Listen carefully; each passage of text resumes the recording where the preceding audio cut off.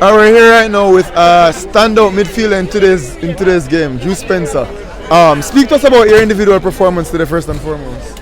Yeah, for me personally, I thought, I could have done a bit better with the final balls, and I think, the team overall, our final ball wasn't the best, and I think that's why we didn't create more chances than we should have. I should have scored, and I just tried to create as much as we can. I think we're still trying to build connections and progress together as a squad, but I think we're happy to get the win at the end.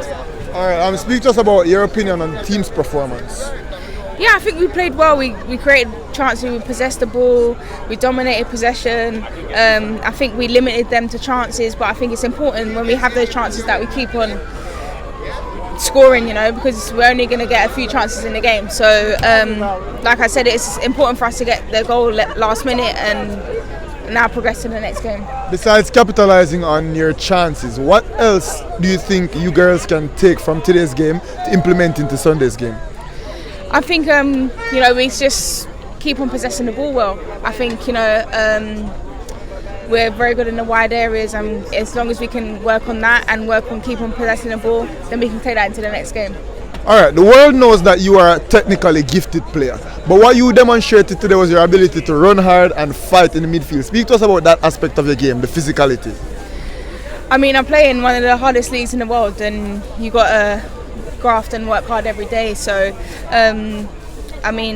that's just a part of being a midfielder, and it's something that I want to carry on continuing to do and work on that side of my game, really. Alright, the Paraguayan goalkeeper was outstanding in our opinion, the player of the game.